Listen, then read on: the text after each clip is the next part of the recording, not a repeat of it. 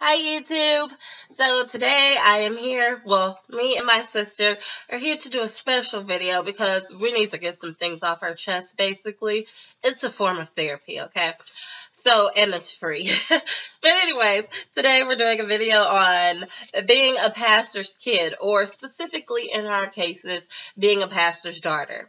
Now mind you, although she looks 12, she is I'm not going to say my age. I'm in college.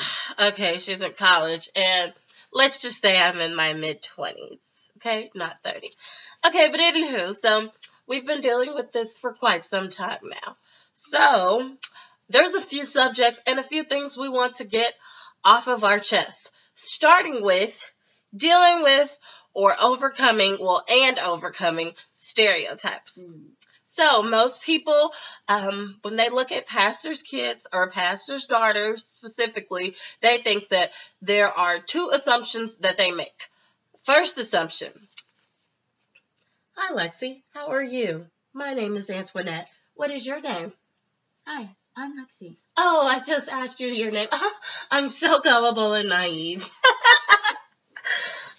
Did you go to church today? I did. Of course. Were you there on time? I was. Did you take notes for pastor?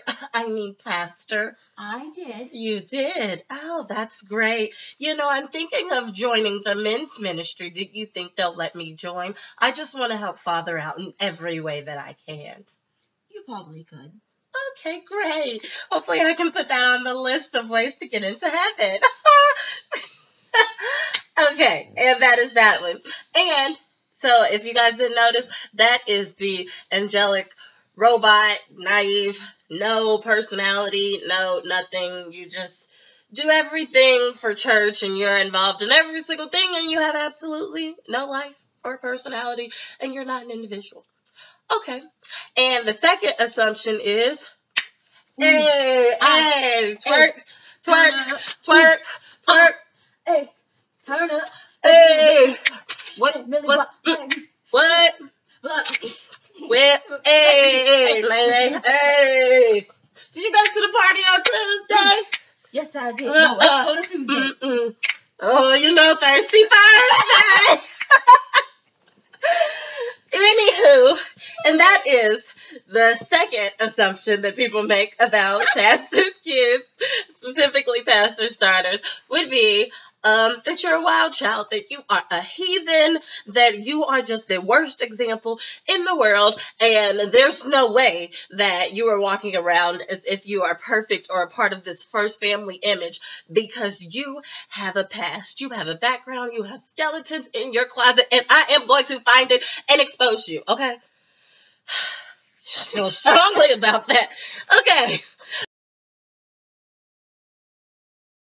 And in the church, you're supposed to give your time, your talent, and your treasure. And another question is, are you in church because your family makes you be in church? No, we are grown. Like, technically, if we didn't want to go, we don't have to go. Well, I don't know. She lives in their house, so she probably does have to go. But I don't live in their house, so if I didn't want to go... by myself, like, I can't go a week without going to church. Exactly. It's like free spiritual therapy. Seriously. Yeah, and we go because, like, when you're a kid, you go because, like, your parents make you go. But the older you get, you start to really, like, build a relationship with God. Mm-hmm. So there's really, like, that's our whole purpose, like, for going, not for other people, but because we need it ourselves, because we deal with things all the time, especially being pastors' daughters.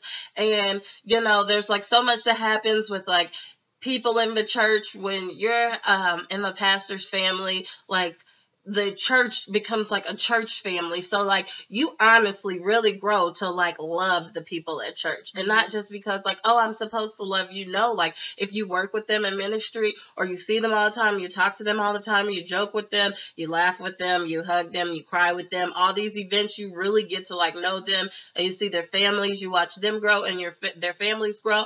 You really grow to, like, love these people. Yeah. So when things happen and either, like, you hear people talking about you or talking about your family, or let me get this clear, if you talk about my family, if you talk about my mother or my father, you are talking about me. Like, period. Like, you did not have to say my name. You did not have to say my nickname. You could honestly like me. But if you talked about them, you talked about me. You have a problem with them, you have a problem with me. Because, like, we're one. And, like, when they hurt, we hurt. Yeah. Like, and we're not like robots, not like, oh, my parents aren't talking to you, so we're not talking to you anymore. Like, no, we really, like, channel like these feelings and emotions, because generally we've seen the long ride that you and our parents have been through, or you and people at the church. And and it could not even necessarily just simply be off like people like leaving the church. Like, it could be like because you said something about our family, and you might still be at the church, but we feel like, man, I didn't expect that out of you. Like, you don't understand. I loved you as a person, and I don't necessarily hate you now, but I have to guard my heart, so I cannot put myself in the position to be hurt again by you. Like, I trusted you. Like, I don't think people understand that pastors' kids, like, we're the behind the scenes part of the family. Like, they're going to smile in front of everybody because that's their job. Nobody wants to see their pastor and their first lady broken down, even though they're real people, but they can't get in front of the church and be like, I just feel like everybody hates me as a pastor. Everybody hates me as a first lady. And, like, people are talking about me, and I was there for this person, but now they're like, they just, like, hate me, and, like, they think that I should be doing this, and that. Like, they're not going to do that, like, in front of the church members. Like, they're not going to show that they're, like, maybe, like, lacking in some type of way, or maybe they did something that they could have done differently. They're not going to show that aspect, simply because when people come to church and they hear their pastor or they hear their first lady or both, they want to get an encouraging word. They want to learn from them. They want to grow from them. They don't want to hear, how are you going to help me if you're down as well?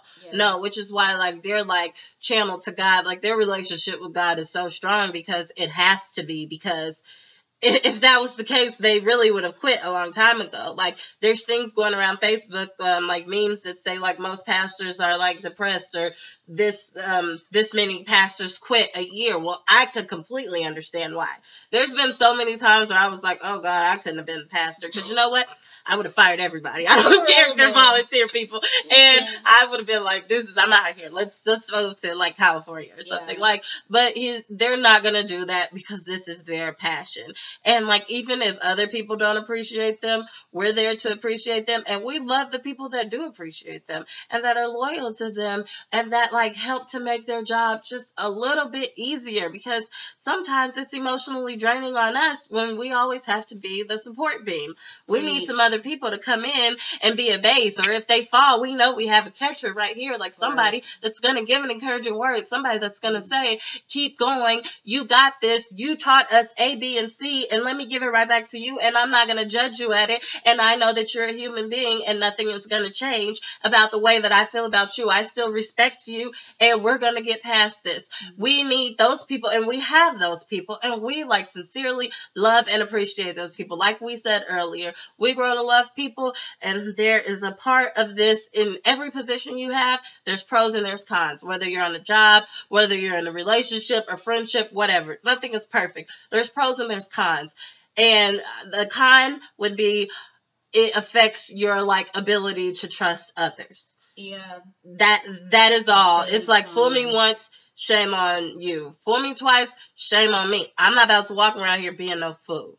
I mean, we're obviously, like, we forgive people after they do wrong against our parents or whatever. She forgives a little quicker than me.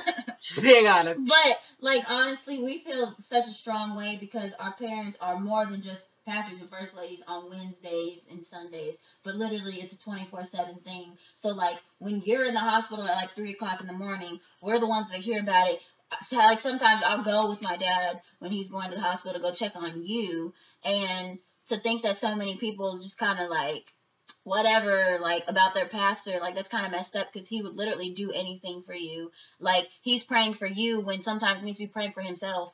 So I feel like a lot of people just take that for granted and don't understand that this is not just this is not an occupation. Like, this is a calling. Like, this is a lifestyle. So it's definitely not easy. Just like I'm sure your Christian walk is not easy.